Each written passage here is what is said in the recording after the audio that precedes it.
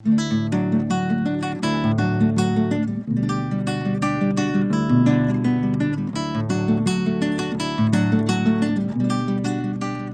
palavra que eu quero compartilhar com vocês hoje traz uma mudança radical no que a gente vem conversando até agora. Na verdade, hoje eu estou apresentando a mensagem de número 51 dos Evangelhos Harmonizados. Então tem um pouquinho mais de um ano, já que nem todas as semanas sou eu que prego ou a gente trata desse assunto, mas há um pouquinho mais de um ano nós estamos fazendo uma jornada pelos Evangelhos. A nossa ideia é olhar os Evangelhos em ordem cronológica, dentro daquilo que é possível. Existem algumas dificuldades na cronologia dos Evangelhos, e principalmente de forma harmonizada, ou seja, nós tratamos os 4 evangelhos como se eles fossem um só.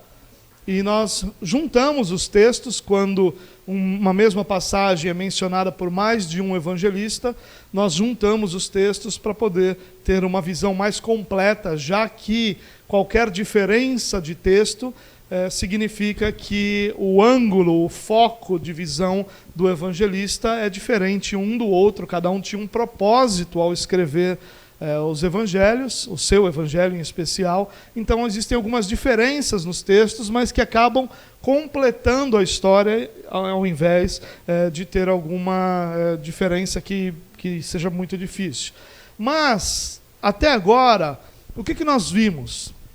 Nós vimos Jesus sendo apresentado. Então os evangelhos, em especial João, vai apresentar Jesus como Deus, como aquele que é o Logos, né, o verbo de Deus, como aquele que era desde o princípio, aquele que é criador de todas as coisas, sustentador de todas as coisas. E a partir daí nós vamos ter então o relato de João Batista, nós vamos ter antes do relato de João Batista os relatos da família de Jesus. Então a gente conhece um pouco de José, conhece um pouco de Maria, conhece um pouco do contexto do nascimento de Jesus, dos seus primeiros dias e meses na terra. Depois nós vamos ter uma lacuna de Jesus entre os 12 e cerca de 30 anos de idade. Então a gente tem um período de cerca de 18 anos onde nada é apresentado. E depois, nos 30 anos, próximo aos 30 anos, Jesus reaparece, ou melhor, a história recomeça, falando do início do ministério de Jesus. Isso a partir do seu batismo por João Batista. E Jesus começa, num primeiro momento, a confrontar o padrão religioso da sua época. Nós poderíamos esperar que os religiosos judeus receberiam Jesus de braços abertos, já que Jesus é claramente, e todos os relatos bíblicos vão sempre ter essa intenção, mostrar que Jesus tinha nele alguma característica que era característica exclusiva do Messias, do ungido, do enviado de Deus, do Cristo, do Salvador. Então, o Antigo Testamento tem centenas de textos proféticos que falam sobre o futuro, onde esse futuro chegaria com a vinda do Messias, ou melhor, o Messias chegaria nesse futuro, o Salvador chegaria nesse futuro. E esses textos proféticos, muitos deles apresentam características exclusivas do Salvador. Por exemplo, a questão dos milagres, a realização dos milagres, o curar os enfermos, o libertar os cativos, o restaurar o abatido, o ressuscitar o morto, todos esses milagres de curas, esses sinais todos, eram exclusividade do Messias. O povo iria identificar o Messias a partir desses sinais que só o Messias faria. Nunca se teve notícia, e nós não temos nenhum relato no Antigo Testamento, de alguém que fizesse os milagres que Jesus fez. Nem na quantidade, nem na forma variada dos milagres, nem na sequência, na continuidade. Nós vemos relatos, como por exemplo em Elias, em Eliseu, em alguns outros homens, onde um milagre acontece aqui, um milagre acontece ali, mas alguém que tinha poder sobre a morte, poder sobre a enfermidade, poder sobre os espíritos imundos, poder sobre tudo aquilo que poderia transformar a vida de alguém, ninguém tinha. E os textos proféticos diziam que o Messias teria essa característica. Então, Jesus primeiro se apresenta aos religiosos de Israel. Por quê? Porque os religiosos tinham a obrigação de reconhecer Jesus como Messias, já que era claro que os sinais que ele fazia, os milagres que ele fazia, o que ele era e como ele se comportava e como ele agia, eram prova de que ele era o enviado de Deus, o Salvador do povo de Deus. Então Jesus vai primeiro às ovelhas perdidas de Israel. Ele vem primeiro aos que eram seus, como diz João. Mas ele encontra uma parede, e essa parede é a religiosidade. E nós estamos há quase um ano falando do mal que a religiosidade produz no coração do ser humano. Faz cerca de um ano que nós não temos outro tema aqui na nossa comunidade, senão o perigo, o mal, a condição horrorosa que a religiosidade produz no coração do ser humano. Ele vai produzir um coração endurecido, vai produzir orgulho, vai produzir tudo aquilo que nos impede de enxergar a bondade de Deus, a verdade de Deus na palavra do Senhor. Mas Jesus vai primeiro aos religiosos, porque eles tinham obrigação de receber Jesus. E Jesus, numa série de relatos apresentados pelos evangelistas, confronta aquilo que, ao invés de ser a lei de Deus, se tornou uma religiosidade opressora, pesada, difícil de ser vivida. E nós falamos, por exemplo, para num tema mais atual do que nós falamos, ou num dos últimos temas que nós conversamos, nós falamos sobre o sábado. Que o sábado tinha um propósito, o propósito de que o homem pudesse descansar e adorar a Deus. Mas a religião transformou o sábado no dia mais difícil da semana. Deus tinha o propósito do sábado ser o dia mais feliz da semana. O dia que o homem descansaria e louvaria a Deus por suas obras. Mas a religião transformou o sábado no dia mais difícil, mais opressor. O homem não podia fazer nada, o homem não podia ajudar ninguém, o homem não podia comer uma comida diferente, o homem não podia passear com sua família, ele não podia fazer absolutamente nada, porque tudo era proibido no sábado, pela religião. E Jesus vai confrontar isso. E confronta, e esse confronto vai piorando o relacionamento de Jesus com os religiosos. Num primeiro momento, os religiosos pensam no seu coração, o que esse homem está falando é herético. Num segundo momento, esses religiosos conversam entre si, esse homem é um herege. Num terceiro momento, esses homens questionam os discípulos de Jesus. Num quarto momento, esses homens questionam o próprio Jesus. Num momento seguinte, esses homens começam a conspirar para matar Jesus. Então, esse relacionamento vai se deteriorando, vai piorando, e ao invés de ser apenas questionado, agora, nesse momento que nós vamos tratar essa noite, Jesus já é alvo de uma conspiração que culminaria na sua morte, na história que nós conhecemos, apresentada pelos evangelhos. Mas é inegável que Jesus primeiro vai aos religiosos, primeiro confronta a religiosidade, primeiro apresenta o reino de Deus de forma a restaurar a religião corrompida, a religião arrogante, a religião maldita que esses homens haviam criado, que não tinha absolutamente nada a ver, e nós não podemos confundir a lei de Moisés e a lei de Deus com a religião que existia na época de Jesus. São duas coisas completamente diferentes. A lei de Deus tinha um propósito, de ser aio. O que era aio? O aio era um tutor, uma espécie de guardião. É como se fosse uma babá do povo de Deus até que Jesus viesse. Então, qual é o papel da babá? O papel da babá não é um papel positivo, é um papel de cuidado, é um papel de estar ali protegendo até que os pais cheguem. Então, esse era o papel da lei. Mas a religiosidade conseguiu corromper a lei, que ao invés de ser a babá, a tutora, o aio para o povo de Deus, ela se tornou a opressão do povo de Deus. Se tornou o ponto de partida da hipocrisia. Tanto que Jesus, lá em Mateus 23, nós vamos ver isso bem mais à frente, daqui a alguns anos talvez, mas nós vamos encontrar Jesus fazendo um discurso muito duro em Mateus 23, chamando os religiosos de hipócritas. E ele chama de hipócritas diversas vezes. Ele diz, olha, o que vocês falam não tem nada a ver com o que vocês fazem, vocês trazem peso sobre o povo, mas vocês não carregam peso algum na religiosidade de vocês. Ou seja, Jesus confronta a religiosidade.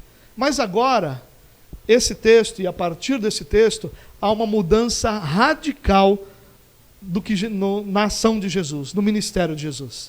Jesus agora abandona a religiosidade judaica e vai criar, ou vai gerar, o seu próprio povo. O povo da nova aliança, a igreja. Agora Jesus já não está mais trabalhando para a restauração da religiosidade judaica. Ao contrário, ele está abandonando essa religiosidade judaica e está instaurando o seu reino.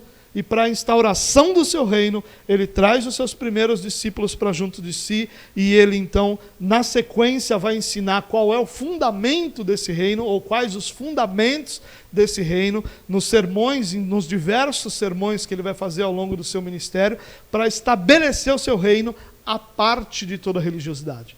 Então, até agora a gente viu o mal, os malefícios, a maldição que é a religiosidade na vida de alguém. Mas a partir de agora, a gente vai enxergar o reino de Deus.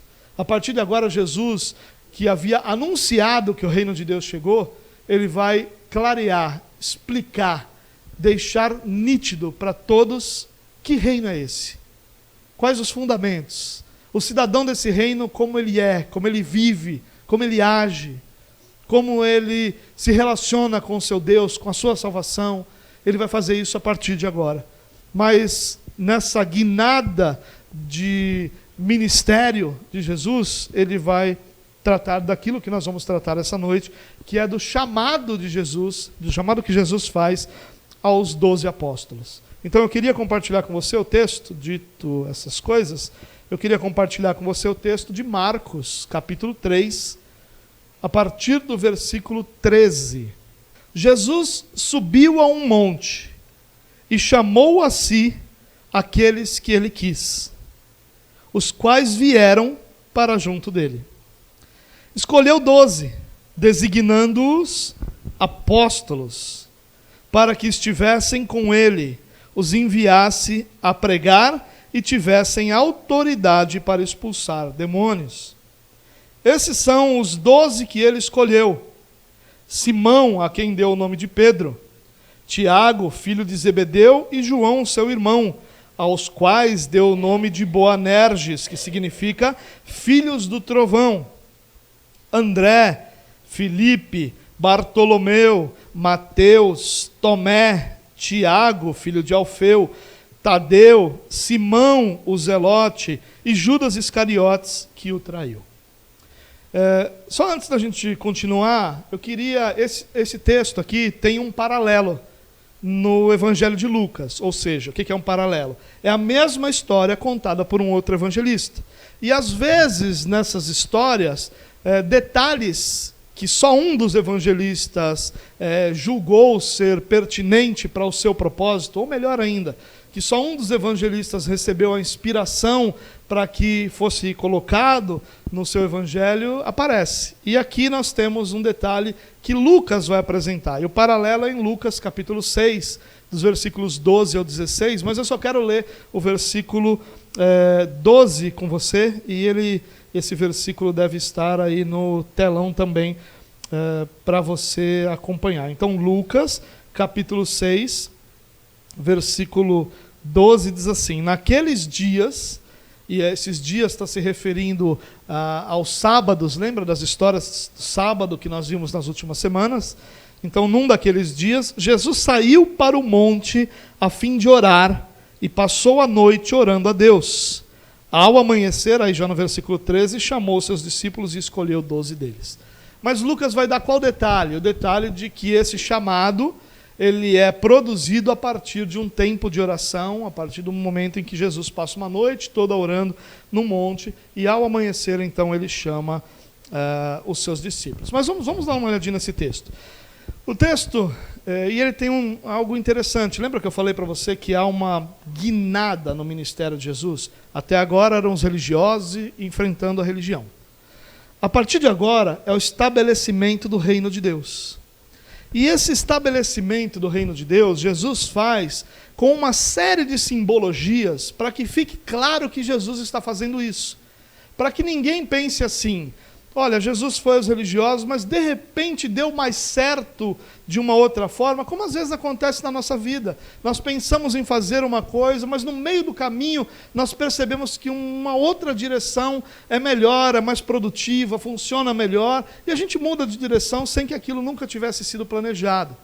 Para que esse tipo de pensamento não habite em nossa mente, Jesus apresenta uma série de rituais, ou melhor ainda, de símbolos, que vão deixar claro que Jesus está estabelecendo o seu reino. O primeiro é o fato de Jesus subir a um monte. Jesus vai subir a um monte. E o Antigo Testamento vai sempre relacionar, ou na grande maioria dos casos, vai relacionar o subir ao monte com Deus falar. Lucas vai dizer que ele subiu ao monte para orar e ora a noite toda. Então, qual é o paralelo aqui que Marcos está fazendo? Do mesmo jeito que Moisés subiu ao monte e Deus deu a Moisés a lei que ele entregou ao povo, Jesus sobe ao monte e ali escolhe os seus apóstolos que vão dar o evangelho às nações. É a primeira simbologia que nós vamos encontrar aí. É o primeiro paralelo com a lei que foi dada e que Jesus vai fazer esse mesmo paralelo usando simbologias muito parecidas. Então o texto diz: Jesus subiu a um monte e chamou a si aqueles que ele quis.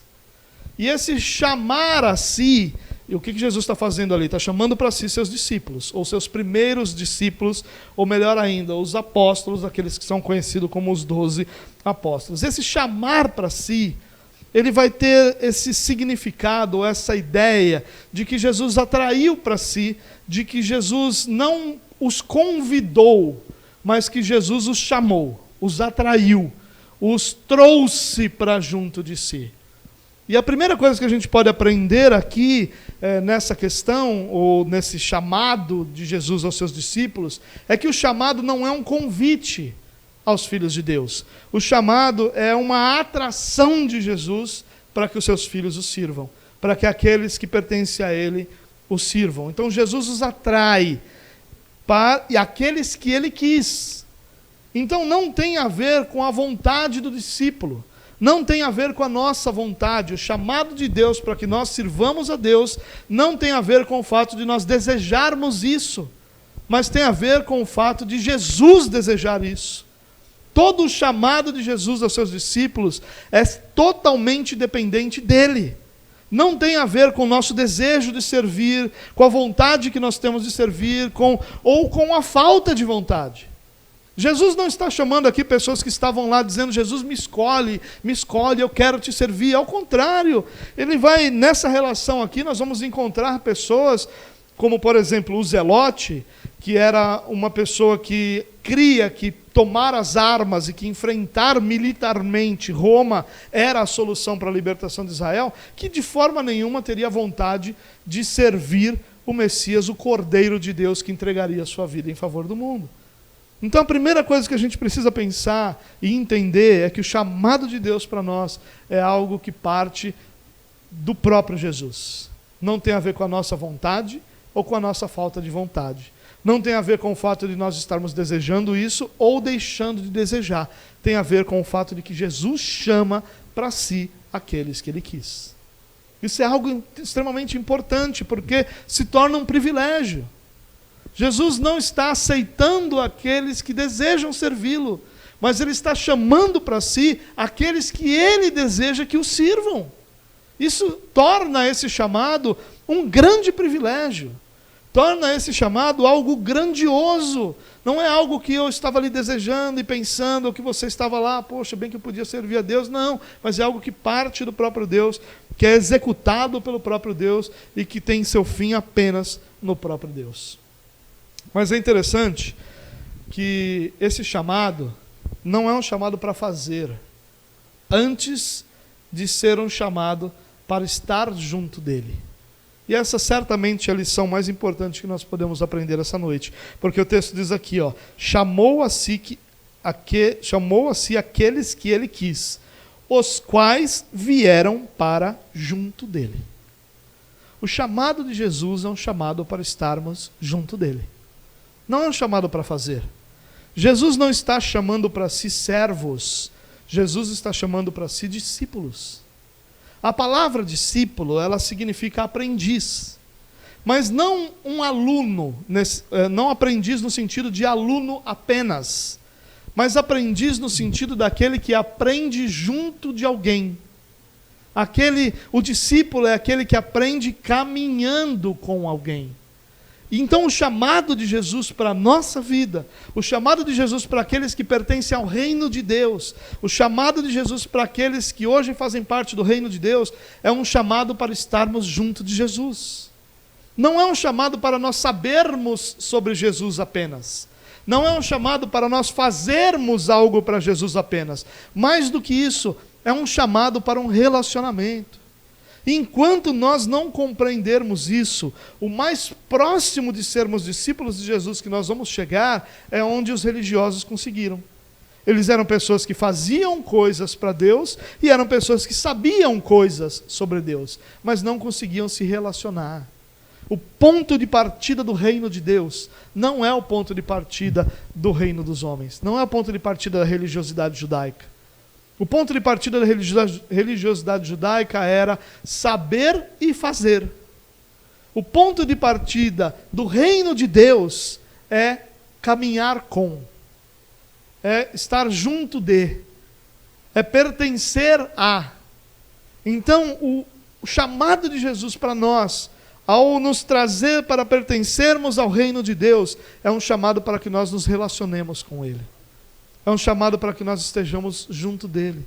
É um chamado para que haja, antes de existir qualquer outra coisa, seja conhecimento, seja realização, seja ministério, vai existir um relacionamento. Enquanto nós não compreendermos isso, nós não compreendemos a essência do reino de Deus. E nós insistimos em achar que o reino de Deus tem a ver com aquilo que eu faço.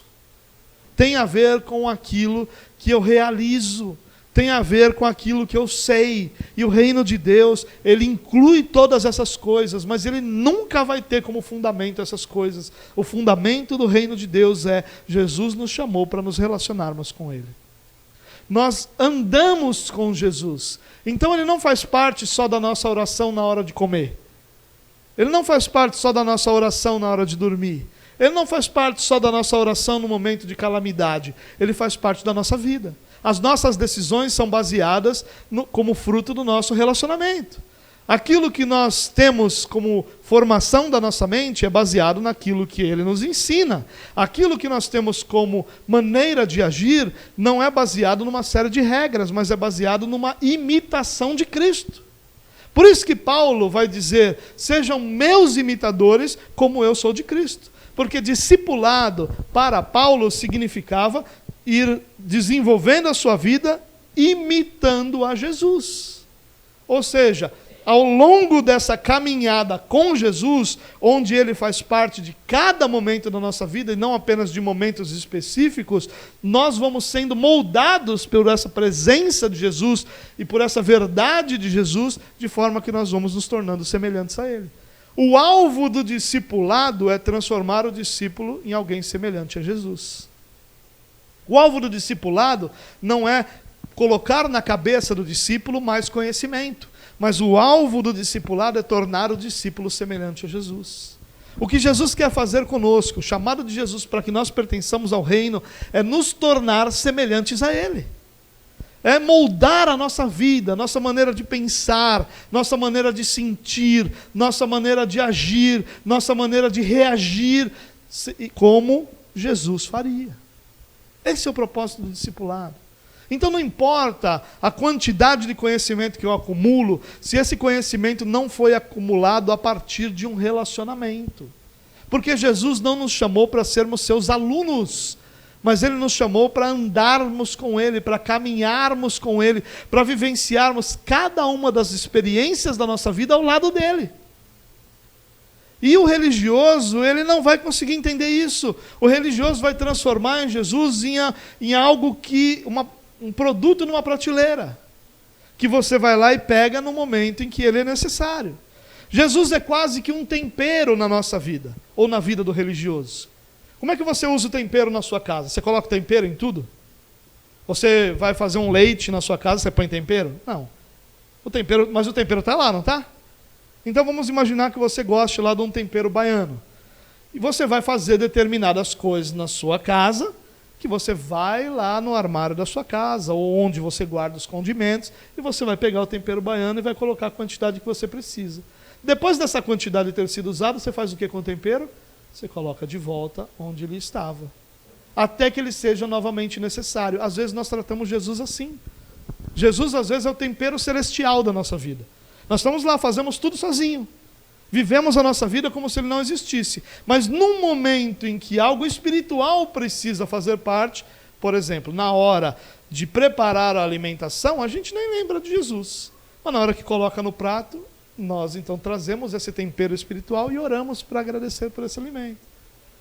Nos momentos bons e alegres da nossa vida, nós nem sempre lembramos. Mas na crise, nós tiramos o tempero da prateleira e dizemos, agora eu preciso do Senhor aqui.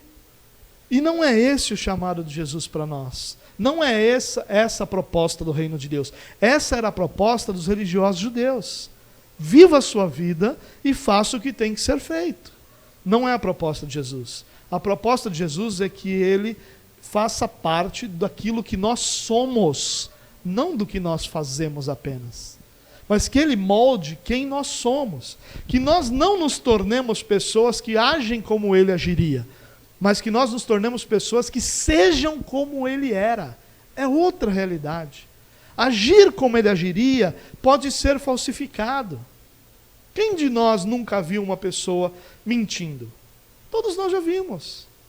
E essa pessoa muitas vezes tem êxito. Quantas vezes nós descobrimos a mentira depois que já se passou um certo tempo? Enquanto ela contou a mentira, houve êxito. Então é possível falsificar realidades, mas é impossível você falsificar quem você é. Por isso que o chamado de Jesus para nós é que nós sejamos semelhantes a Ele. Não que nós façamos coisas como Ele fez. Jesus não quer que nós sejamos apenas aqueles que fazem as coisas que têm que ser feitas, mas que nós sejamos como Ele é. Esse é o chamado do reino de Deus. O reino que Ele estabelece, que é radicalmente diferente do reino que existia até então, é um reino formado por pessoas que se relacionam com Jesus antes de pensar, de entender e de fazer. Eles pensam, eles fazem, eles entendem a partir do seu relacionamento com o seu Senhor. E não a parte desse relacionamento.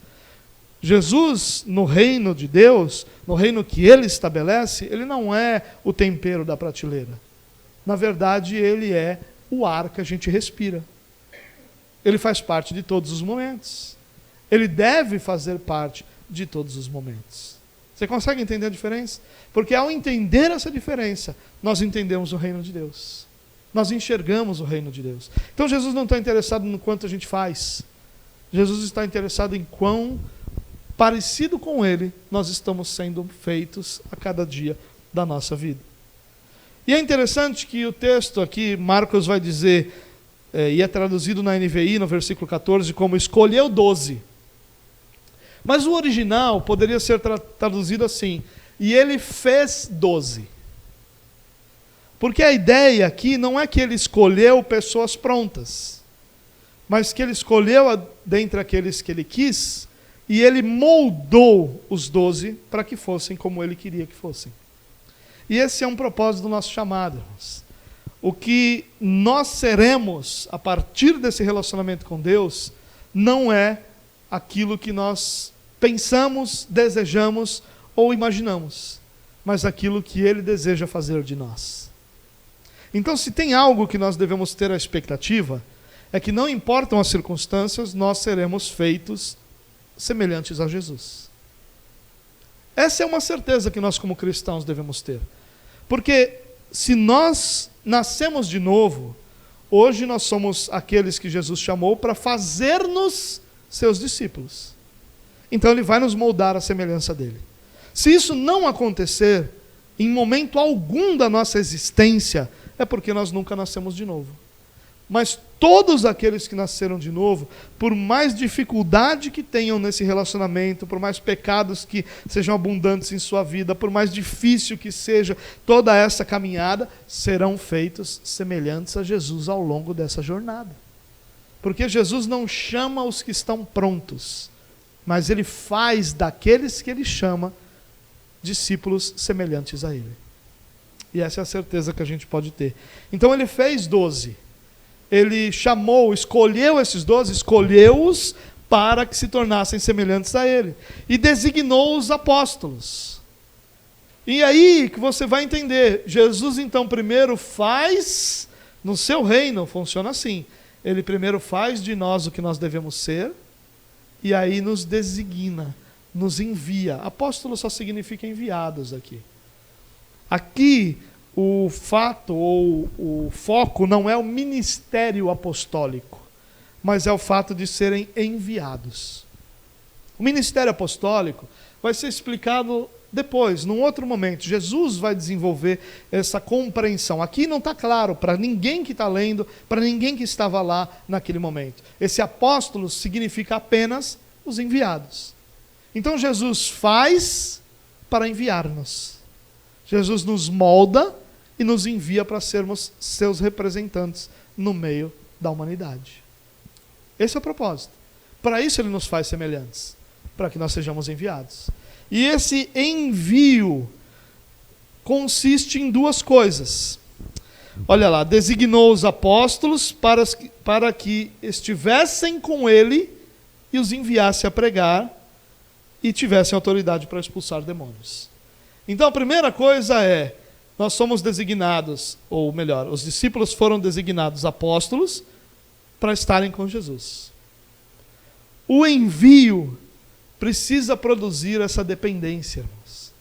Se nós queremos representar Cristo onde quer que seja, na nossa casa, no nosso local de trabalho, na nossa comunidade, na nossa igreja, seja onde for, na escola, no curso que nós fazemos, se nós queremos representar, ou se nós imaginamos ou compreendemos que esse é o nosso papel, de sermos representantes, de sermos aqueles que Jesus enviou, e aí Jesus vai no Sermão do Monte dizer que ele envia para que sejam sal, para que sejam luz. Se nós queremos ser isso entre as pessoas com quem nós convivemos, ou se nós, de repente, nem é querer, de repente é compreender que esse é o nosso papel, nós precisamos primeiro estar com ele.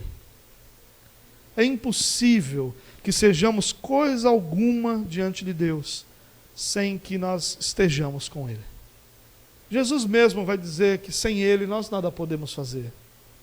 Jesus mesmo vai dizer e vai explicar que tudo aquilo que nós podemos fazer a partir dele, não a partir de nós. Então a ideia de que nós podemos ser representantes, enviados, que podemos proclamar o Evangelho, qualquer coisa dessa, sem que haja primeiramente uma dependência plena dele, é viver uma vida frustrada. E por isso nós vemos muitos cristãos frustrados, porque o desejo que arde no seu coração é servir a Deus. Mas tudo que arde é o servir a Deus. E não existe servir a Deus sem primeiro estar com Deus. Por isso que oração não é algo que nós fazemos, mas oração é um lugar onde nós vamos. Oração não é algo, uma tarefa que nós cumprimos, mas a oração é um tempo que nós temos com Deus. É um lugar, nós vamos adiante de Deus. E diante de Deus, nós então oramos. Mas não é algo que nós fazemos para cumprir uma obrigação. E é isso que ele está dizendo aqui. Eles foram designados apóstolos, designados os enviados, para que estivessem com ele. E aí depois vem a sequência do que se faz. Primeiro se está com Jesus e depois se prega. E os enviasse a pregar. E esse pregar aqui, a ideia é proclamar. A ideia é anunciar.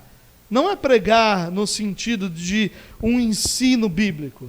É pregar no ensino de anunciar o reino de Deus que chegou. Os que pertencem ao Senhor estão com o Senhor e são enviados pelo Senhor para anunciar que o reino de Deus é chegado. Para anunciar que o reino de Deus chegou. Para anunciar que Cristo veio para salvar aqueles que colocam nele a sua esperança.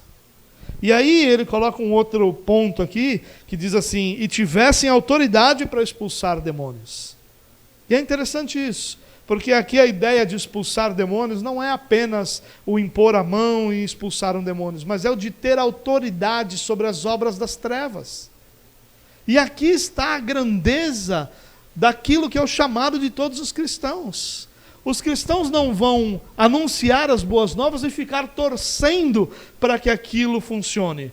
Eles anunciam as boas novas e a sua vida, a sua proclamação, a sua ação, o seu serviço ao Senhor exerce autoridade sobre os poderes das trevas. É uma mensagem que não é uma mensagem de convencimento, é uma mensagem de libertação. E essa é a grandeza do Evangelho. Porque nós não estamos dizendo para as pessoas, olha, o Evangelho é assim, Jesus falou que se você colocar sua confiança nele, você vai ser salvo. Vai para casa e pensa um pouco nisso. O que você tem a perder? E a pessoa vai para casa e diz, poxa, tem razão, o que eu tenho a perder? Vou confiar. E aí você foi convencida pela razão da pessoa. Isso não é Evangelho. O Evangelho é uma mensagem de libertação. Ela é proclamada e ela toca o coração de forma tão profunda e poderosa que a pessoa não precisa pensar nada, ela de repente crê. Ela era cega e agora vê. Ela era escrava e agora está livre. Ela não reconhecia Jesus e agora ela enxerga Jesus em todos os passos da sua vida. É uma mensagem de libertação, porque o discípulo de Cristo tem autoridade que vem de Cristo contra o poder das trevas. Ele não vai só expulsar o demônio porque o demônio está ali de repente prendendo aquela pessoa. Ele vai ter autoridade sobre as obras das trevas. E a mensagem que ele vai anunciar é uma mensagem de libertação. É uma mensagem de quebra das cadeias, de quebra das correntes, de quebra dos grilhões. É uma mensagem de libertação, é uma mensagem de nova vida. É por isso que o efeito dessa mensagem sobre aqueles que a ouvem é novo nascimento.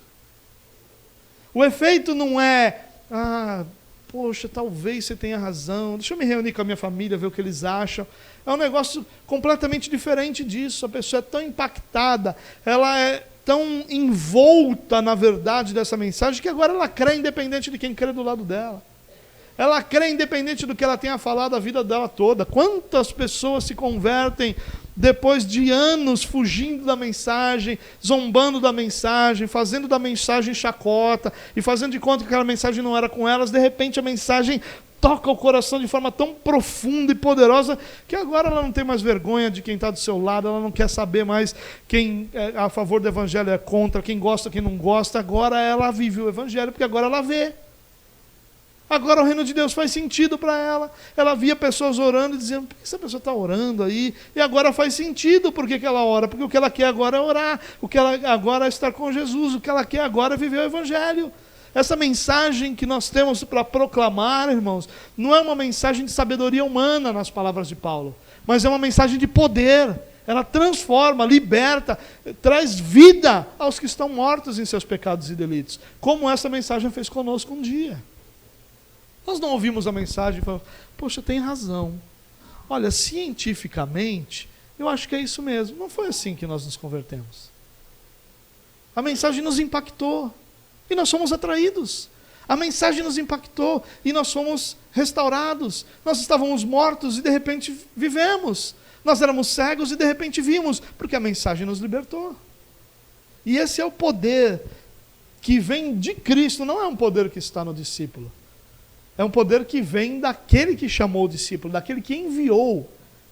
O discípulo só tem poder contra as obras das trevas, porque quem enviou concedeu a ele esse poder. E aí então a nossa mensagem deixa de ser uma mensagem de sabedoria humana e uma mensagem de convencimento natural para ser uma mensagem libertadora e de poder da parte de Deus. Por isso que Paulo vai dizer, eu não me envergonho do Evangelho, porque ele é poder de Deus para a salvação de todo aquele que nele crê. Poder de Deus. Não é sabedoria humana que convence, é poder. A pessoa que ouve as boas novas do Evangelho e é impactada por essas boas novas do Evangelho, ela agora foi tocada por um poder de Deus. E esse poder de Deus quebra e desfaz todas as obras de Satanás. E aí, primeiro, só para eu terminar essa parte do discipulado, eu quero te lembrar que o que Jesus está fazendo aqui é algo completamente diferente do que era feito até então. O rabino, o líder religioso, ele não escolhia seus discípulos, ele era escolhido pelos discípulos. É como se, imagine que você vai, de repente, fazer um curso na universidade. Eu quero ser médico. Você vai escolher uma universidade onde você quer estudar, imaginando que seja possível, que não haja barreiras de vestibular, não haja barreiras de pagamento, que você vai escolher aquela que você pode fazer. E era assim que funcionava. Existiam os rabinos, alguns deles mais notórios do que outros, e o discípulo escolhia o rabi, escolhia o rabino, escolhia o mestre, na expectativa de que aquele mestre pudesse desenvolver sua espiritualidade, ele se tornasse semelhante àquele rabino ou àquele mestre, e aí então vivesse a sua vida diante de Deus. É assim que funcionava. Jesus muda radicalmente isso. Ninguém escolhe ser discípulo do mestre. É o mestre que vai lá e chama e diz: agora você vai ser meu discípulo. É um discipulado completamente radical, completamente diferente. E ele diz o seguinte: olha, agora que você é meu discípulo, que também é uma outra coisa, eu não vou ficar te ensinando. Não vou ficar te dando aula. Eu não vou sentar aqui, você vai sentar ao meu lado e eu vou ficar te dizendo: olha, no grego esse termo significa tal coisa, e aquilo foi no ano tal. Eu não vou ficar te ensinando isso.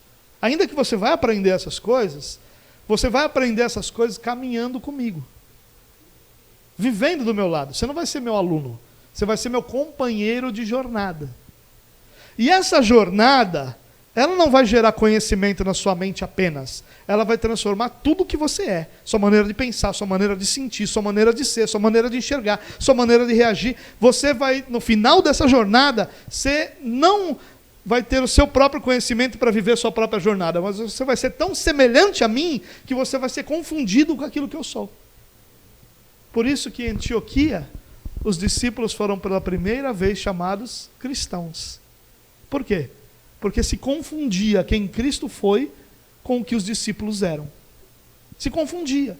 Eles eram tão parecidos, pensavam, sentiam e eram tão parecidos, que eles foram chamados pequenos cristos. Essa é a proposta. O reino de Deus é esse. Eu não vou ficar medindo vocês, é o que Jesus diz para os seus discípulos, aqueles que ele chama, pelo que vocês fazem. Eu não vou ficar medindo vocês se no sábado vocês obedecem as 39 regras do que é proibido fazer no sábado. Eu não estou interessado nisso.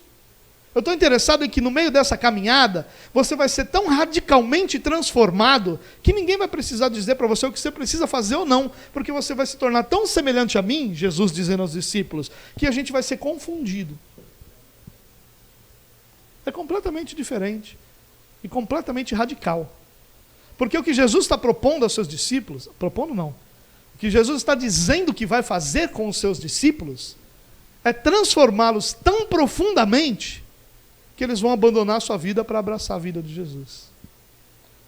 O que Jesus está dizendo que vai fazer com aqueles que ele traz para o reino é: esqueça a sua vida, porque agora você vai ter outra para viver, aquela que eu vou produzir em você. Por isso que Jesus não chama 12, Jesus faz 12. Jesus produz vida naqueles homens. Esse é o discipulado que nós somos chamados. E talvez você pense: mas como é que vai ser essa caminhada? E aí Jesus vai fazer uma série de sermões onde ele vai falar sobre o reino de Deus, apresentar o reino de Deus, estabelecer o reino de Deus, proclamar o reino de Deus para aqueles que são seus discípulos. Até então, ele não tratou de nenhum tema novo. Até então ele tratou do sábado, até então ele tratou de ser visto, reconhecido e percebido como o prometido nas profecias do Antigo Testamento. Agora não, agora é uma ruptura. Esquece essa religiosidade, eu vou trazer você para o reino de Deus, e o reino de Deus é completamente diferente de tudo aquilo que você já viu. E você vai, no meio dessa caminhada, ser tão radicalmente transformado, que as pessoas vão confundir se eles estão falando comigo ou com você. Isso aí dá uma pontadinha no coração, né, dizendo: meu Deus, é isso que Jesus quer fazer. E às vezes a gente está tão longe disso, né? Mas estar longe disso é exatamente onde a gente devia estar. Porque significa que a gente ainda está no meio da caminhada. Quando os religiosos judeus começaram a achar que eles já estavam prontos, preparados e que já estava feita a obra de Deus neles, é que eles se tornaram tão orgulhosos que se afastaram de Deus como o sol está longe da lua. E é isso que a gente não pode ter. A nossa incapacidade de nos olharmos no espelho e vermos Jesus é que nos mantém independentes daquilo que Ele está fazendo em nós. E Ele vai continuar nessa mesma levada, dia após dia nessa jornada, nos moldando, nos moldando, nos moldando, até que nós sejamos semelhantes a Ele. É para isso que Ele te chamou.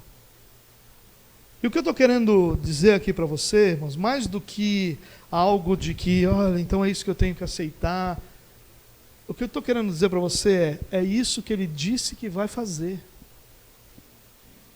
E isso nos coloca numa posição de eu me rendo a isso ou eu continuo lutando contra Deus. Essa é a realidade que nós temos.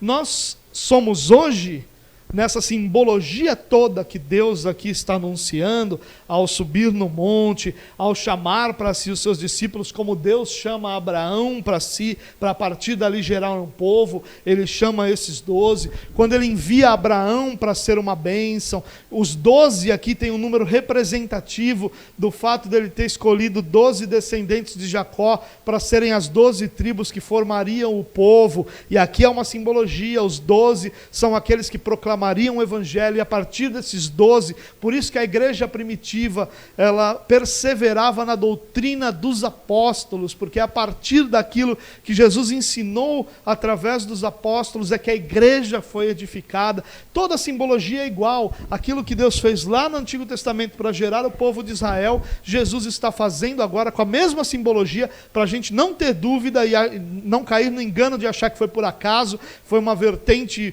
de repente Jesus viu uma ramificação que era melhor. Para que a gente não tenha esse perigo, Jesus usa a mesma simbologia para a gente saber que Deus ali está chamando 12, está chamando um povo para gerar um povo e para a partir daquele povo edificar o que Ele tem para fazer.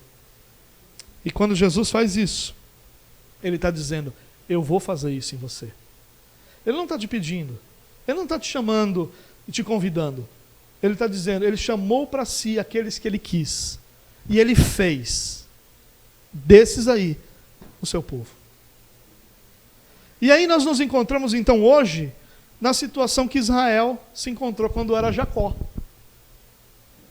No sentido de que Jacó podia render a seu Senhor e Jacó podia lutar com o Senhor. E enquanto Jacó insistiu em lutar com o Senhor, Jacó viveu experiências que em nada fizeram dele alguém semelhante ao Senhor. Mas essa luta um dia acaba, porque um dia o Senhor toca na nossa coxa. E a mesma coisa nós podemos esperar de Deus fazendo com os discípulos. Olhe para os discípulos. Olhe, por exemplo, para Pedro. Pedro talvez seja um excelente exemplo disso. Alguém cheio da sua autossuficiência, cheio da sua capacidade de saber, de falar, de entender tudo, tinha resposta para todas as coisas. Sempre é o primeiro a falar, o primeiro a se colocar diante das situações, o primeiro a ter respostas. E Deus quebra Pedro, mas quebra de uma forma que tudo que sobra em Pedro é olhar para Jesus e clamar a esse Jesus que tivesse misericórdia dele. E aí Jesus então vai nessa restauração perguntar a ele, Pedro, tu me amas? E ele começa, Senhor, sabe que eu te amo. Pedro, tu me amas. E o texto vai dizendo que Pedro vai ficando entristecido por essa insistência de Jesus.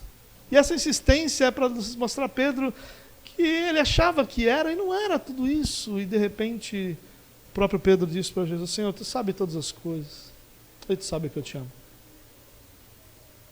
E aí Pedro então quebrado, moído, passa a ser edificado e se torna principal nome da igreja primitiva.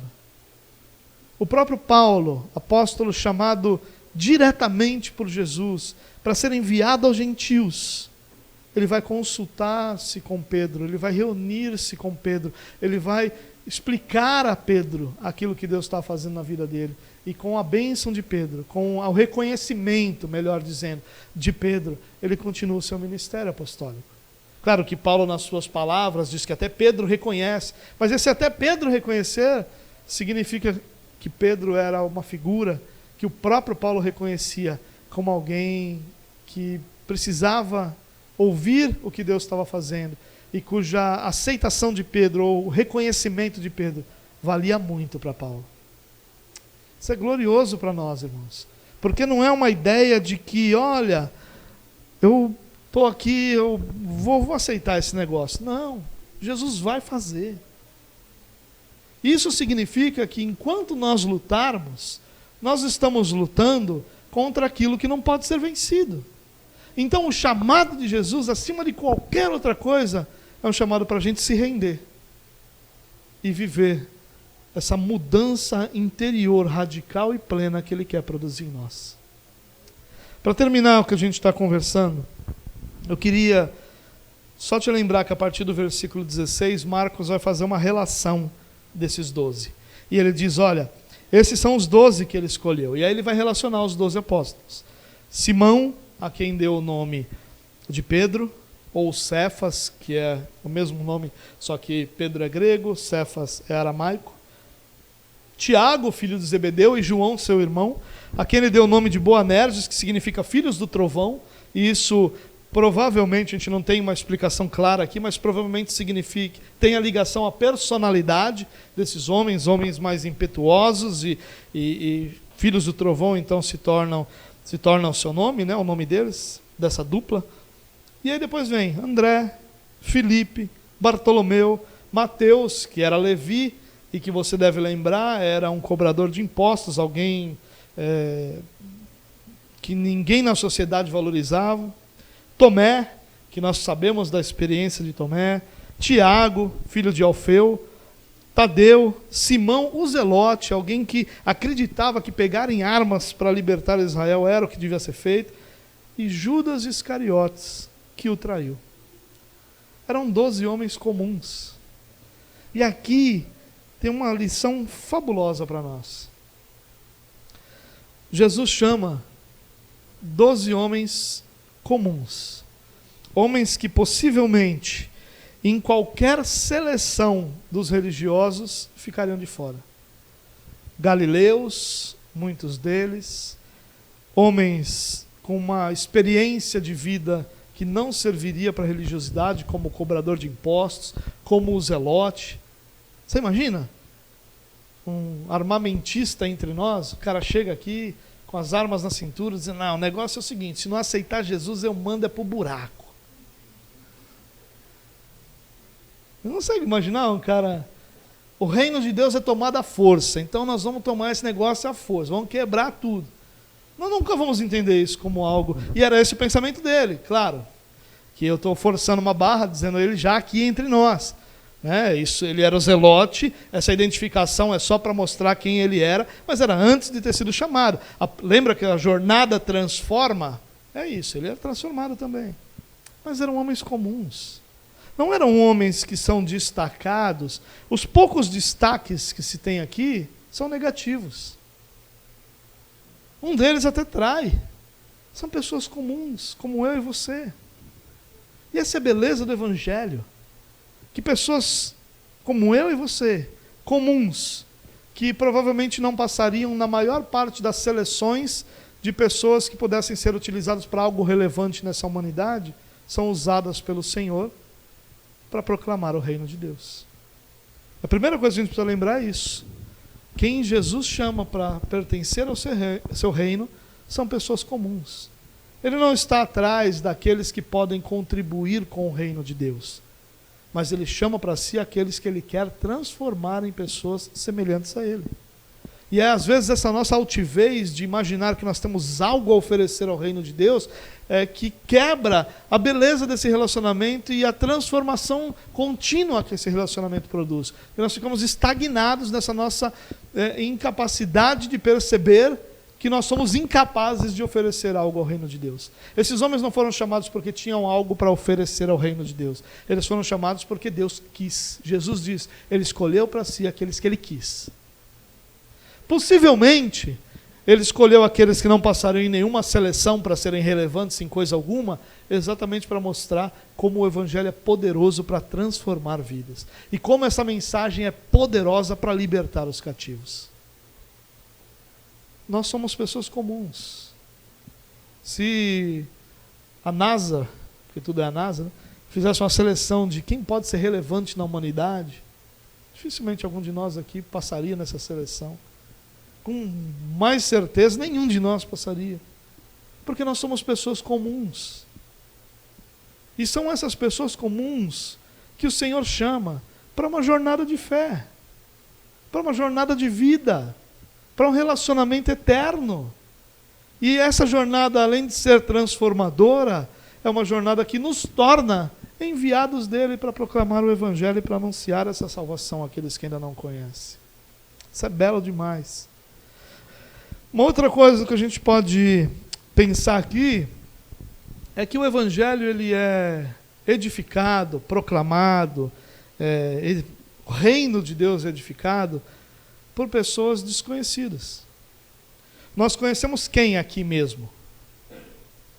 Pedro, Tiago e João, no barquinho. Se não fosse essa música, nem sei se a gente conhecia tanto eles ainda. Não são os que a gente mais conhece? Judas Iscariotes, nós conhecemos. Mas por que nós conhecemos? Pelo lado negativo. Mateus, nós conhecemos o seu início de história.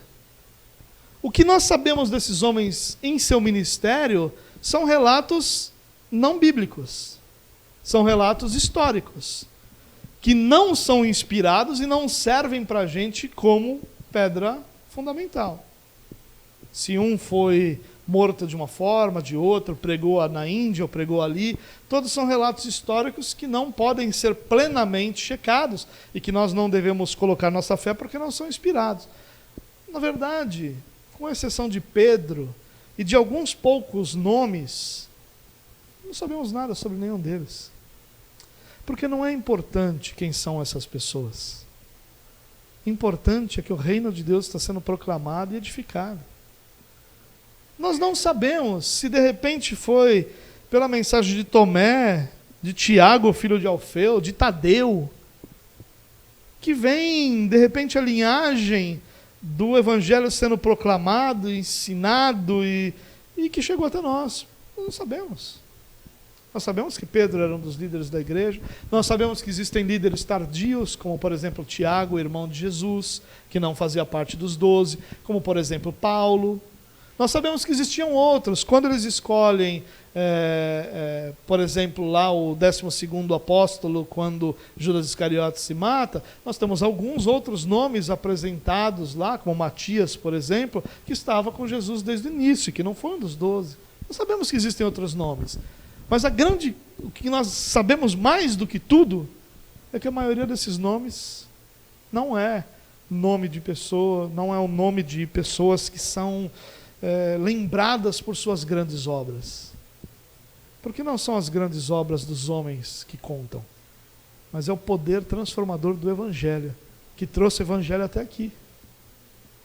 Em quase 2000 anos de proclamação do Evangelho, e a gente está aqui falando de perto de 1950 anos entre essa escrita e a gente, pouquinho mais talvez, entre a escrita disso aqui e a gente. Não são os nomes deles, mas o Evangelho chegou. Isso é algo que a gente precisa entender, irmãos. O nosso chamado é para a proclamação do Evangelho, não é sobre nós. Não tem a ver com o nosso ministério, não tem a ver com o fato do nosso ministério ser relevante, de nós nos tornarmos conhecidos, de nós anunciarmos por aí. Tem a ver com o fato de nós sermos fiéis. Se nós proclamarmos o Evangelho, nós já estaremos fazendo aquilo que Jesus nos chamou para fazer. Não importa se há reconhecimento, não importa se tem gente por aí pregando pior do que você, e esse alguém é famoso, é conhecido, nada disso importa. Sabe o que importa? Importa é que nossos nomes não sejam lembrados, mas que o Evangelho chegue à próxima geração. É isso que importa. O que importa é que quando eu morrer, e vai demorar, a próxima geração tenha recebido de mim não outra coisa senão o Evangelho. É isso que importa. Não importa se daqui a 2 gerações ninguém mais lembrar de mim. Não importa. O que importa é que daqui a 2 gerações o Evangelho proclamado continue sendo poderoso e libertador na vida dos que o ouvem. Porque não é sobre os que pregam o Evangelho, é sobre o Evangelho que é pregado. E é isso que nós precisamos lembrar. Nós fomos chamados para uma obra que não tem a ver com o nosso nome, que não é um legado nosso, que não tem nada a ver com nós sermos reconhecidos, ou honrados, ou exaltados. Nós somos chamados para uma obra que proclama uma mensagem poderosa de libertação e vida. Isso é muito maior que o nosso nome. Que o nosso nome seja esquecido, mas que as próximas gerações sejam alcançadas. Porque essa mensagem, ela traz vida. Nosso nome traz coisa alguma que traz vida. É a mensagem do Evangelho. É ela que é poderosa, não é a gente. Jesus escolheu, a gente está falando de Pedro, a gente lembra o nome desses homens aqui, mas a gente não sabe nada deles. Porque não importa. Não importa. O que importa de verdade é que a mensagem chegou. A tradição de Pedro não chegou para nós. A tradição de Mateus, nós não somos uma igreja reformada com as tradições de Mateus, também conhecido como Levi. Somos nada disso.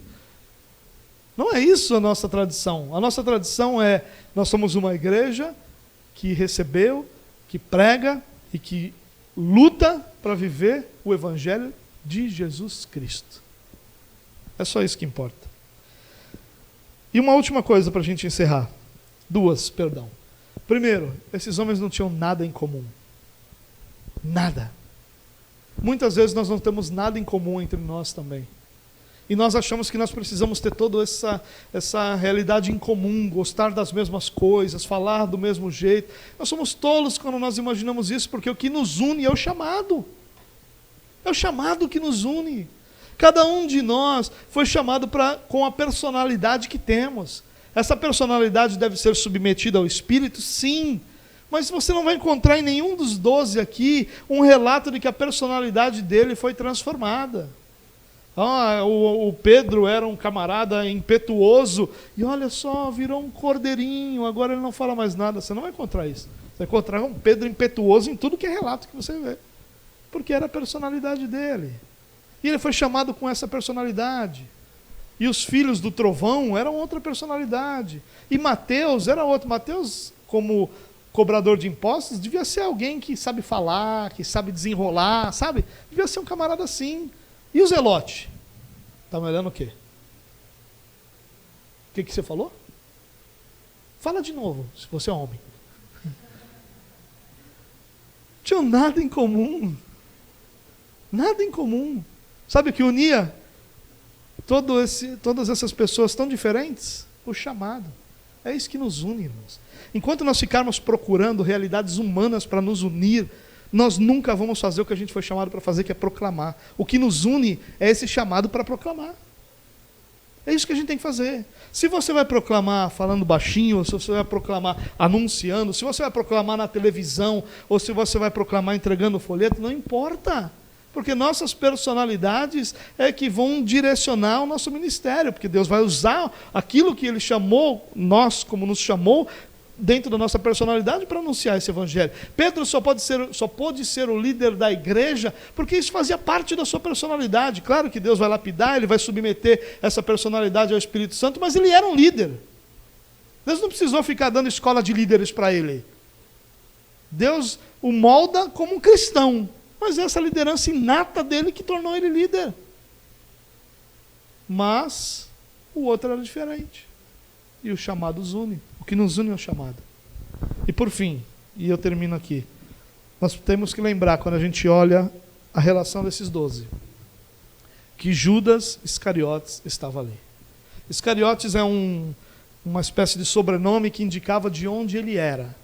Essa é a ideia mais próxima daquilo que o texto significa, não era nenhuma outra coisa senão que ele era de um determinado lugar. E esse camarada foi o que traiu Jesus. E ele foi contado entre os 12. Jesus quis chamá-lo. E Pedro, que traiu Jesus, que negou Jesus, perdão. Quem traiu foi Judas. E Pedro que negou. E os outros que a gente tem pouquíssimos relatos, não sabe se realmente firmaram ali o tempo todo em perfeição. Claro que não. As pessoas que Jesus chama são pessoas imperfeitas. O que é poderoso não que é poderosa não é a pessoa que foi chamada, é a mensagem que a pessoa tem. E essa mensagem, ao mesmo tempo que liberta outras pessoas que a ouvem, também atua naquele que está proclamando para libertá-lo e para transformá-lo. A jornada de transformação não é diferente em quem proclama para quem ouve. É a mesma jornada. E o que eu quero dizer aqui é que, longe de nós aceitarmos essa imperfeição e pecados, de jeito nenhum, mas também deve estar longe de nós a hipocrisia de querermos ser perfeitos, porque nós não somos. Jesus chamou 12 homens comuns, imperfeitos, limitados e fracos. São esses os que Jesus chama, para proclamar a mensagem mais poderosa da história da humanidade. Olha que paradoxo. Jesus chama os mais fracos e incapazes para proclamar a mensagem mais poderosa e eficaz da história da humanidade. Jesus chamou pessoas imperfeitas. O que nos molda não é nossa força, é a jornada. Então, se você foi chamado para ser discípulo de Jesus, de tudo que eu falei essa noite aqui, lembre-se apenas uma coisa. Se de tudo que eu falei você for lembrar apenas uma coisa, lembre-se de que Jesus está te chamando para um relacionamento. Todas as outras coisas são construídas a partir do relacionamento. Mas enquanto eu e você não nos submetermos a esse relacionamento, nós não seremos aquilo que Jesus vai nos tornar, ou seja, homens e mulheres semelhantes a Ele. Mas pela graça de Deus, nós somos diariamente moldados e capacitados pelo Espírito a viver para a glória de Deus.